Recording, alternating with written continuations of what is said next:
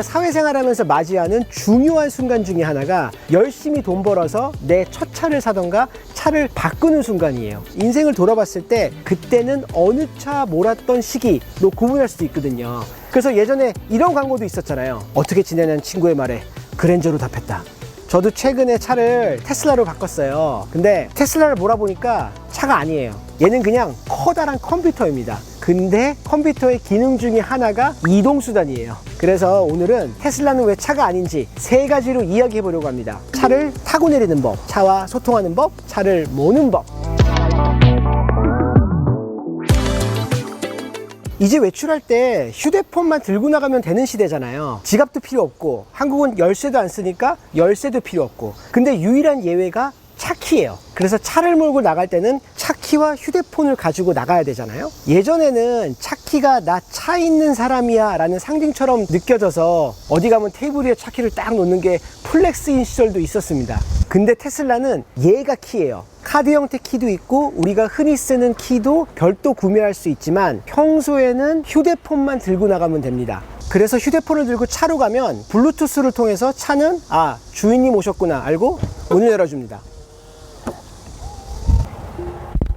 더 나아가서 테슬라는 차를 켜고 끈다는 개념이 없어요. 전기차니까 당연히 시동은 안 걸지만은 다른 전기차들을 보면 차를 켜고 끄는 전원 버튼이 있는데 테슬라는 그냥 내가 타면은 차가 알아서 에어컨 켜고 화면 켜고 그냥 출발하면 돼요. 그리고 내가 목적지에 도착하면 그냥 내려서 가면 차가 알아서 화면 끄고 문 잠그고 주차 모드로 바꿉니다. 이게 뭐랑 비슷하냐면 우리가 예전에는 노트북을 쓸 때 전원을 켜고 다 쓰면 종료를 했다고요. 근데 요즘은 그냥 노트북 열어서 쓰다가 다 쓰면 닫잖아요. 이거랑 비슷한 것 같고 내가 주행을 하려는 건지 주차를 하려는 건지 차가 알아서 모드를 바꿔주는 게 차보다는 스마트 전자기기 혹은 컴퓨터에 가까운 것 같아요. 기존의 차들을 보면 차 안에 버튼들이 굉장히 많아요. 그리고 일부는 쓰지 않는 버튼들도 많거든요. 그래서 디지털을 좋아하는 사람 혹은 저처럼 정리에 집착하는 사람들이 봤을 때는 지저분해 보일 수도 있고 스마트폰 전에 버튼 있는 휴대폰을 보는 것 같다는 생각도 많이 들거든요. 근데 얘는 모든 걸 이 패드에서 제어를 해요. 그러다 보니까 디지털 좋아하는 사람들은 이게 너무나 만족스럽습니다. 큰 변화 중에 하나가 기어를 바꿀 때예요. 요즘 기어봉 대신 버튼이나 돌리는 휠로 기어를 조작하는 차들도 있지만은 얘처럼 완전 기어를 디지털로 조작하는 차는 처음 보는 것 같아요. 그래서 앞으로 가려면 이렇게, 뒤로 가려면 이렇게. 그래서 적응이 필요해요. 그리고 이런 것까지 디지털로 해야 돼? 라는 생각이 들게 하는 기능도 있는데 그 대표적인 예가 조수석 앞에 있는 글로브 박스를 여는 법이에요. 그냥 열 방법은 없고 메뉴에서 누르던가 아니면 글로브 박스 열어줘.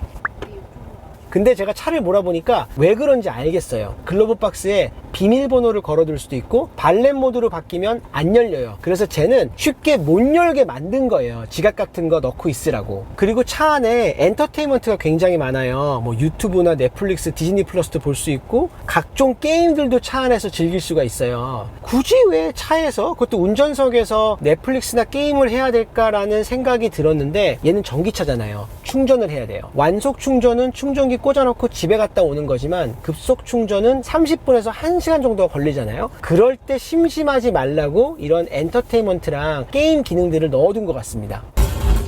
어우, 추가로 휴대폰이 키이기 때문에 휴대폰에서 원격으로 차의 온도 조절하거나 차의 카메라로 차의 상태를 본다던가 차의 위치를 볼 수도 있습니다. 많은 차들이 디지털화 되고 있지만 다른 차들은 기존의 차의 디지털 기능을 하나둘씩 추가하는 느낌이에요. 근데 테슬라는 처음부터 디지털로 만들었다는 생각이 들어요. 태생부터가 다른 거죠.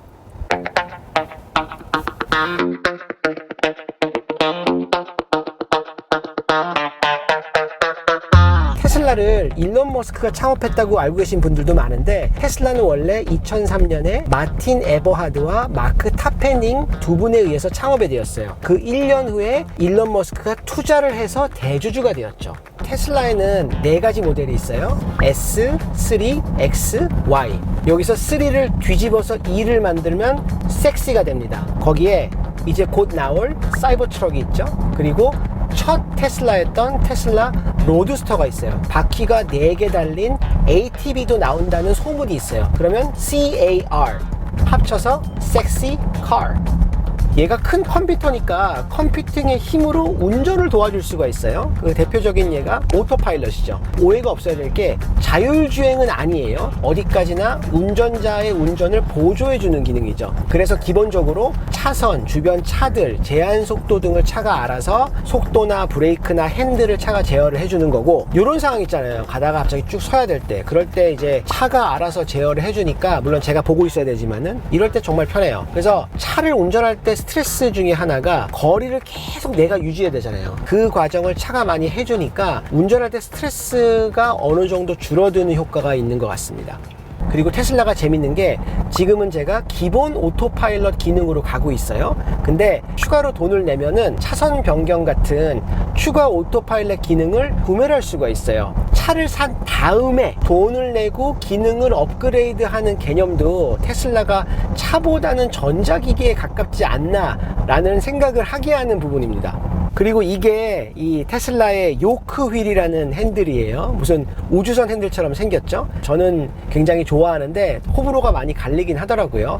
그 선택이에요. 동그란 휠을 살 수도 있고 이걸 할 수도 있고. 근데 얘도 적응이 좀 필요해요. 그 대표적인 예가 위에 버튼을 누르면 오른쪽, 밑에 버튼을 누르면 왼쪽 깜빡이가 켜져요. 왜 위에가 오른쪽, 밑에가 왼쪽일까 생각을 해봤는데, 우리가 일반 차에서 깜빡이를 이쪽으로 올리면 오른쪽이고 이쪽으로 내리면 왼쪽이잖아요. 그러니까 위가 오른쪽, 밑에가 왼쪽이지 않나라는 생각이 듭니다. 그리고 이 핸들의 특이한 점 중에 하나가 경적도 버튼이에요. 근데 우리가 경적은 이거거든요, 이거.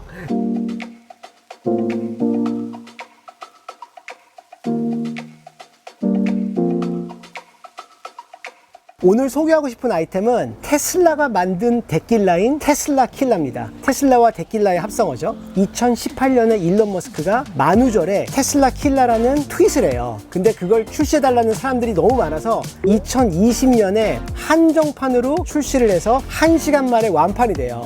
어떤 기술이 발전하면서 그 기술이 없으면 너무나 불편한 단계가 오면 그 기술이 상업적으로 성공하는 것 같아요. 우리가 블루투스를 이용한 무선 이어폰을 쓰다가 유선 이어폰 쓰려면 너무 불편할 테고, 내비게이션으로 길을 찾아가다가 지도를 보고 길을 찾아가라 그러면 너무 불편하잖아요. 이런 단계가 오면 제품이 근본적으로 도약을 하는 것 같아요. 우리가 이걸 leapfrogging이라고도 부르잖아요. 자동차를 보면은 제가 어릴 때 몰던 자동차나 요즘 자동차나 자잘한 발전들은 있지만은 근본적으로는 같은 차를 몰고 있다는 생각이 들어요. 근데 테슬라를 몰아보니까 근본적으로 얘는 다른 차라는 생각이 듭니다. 그러면서 자동차가 디지털화되고 스마트해지면서 자동차의 리프로깅이 한창 일어나고 있는 시대에 우리가 살고 있지 않나 라는 생각이 듭니다.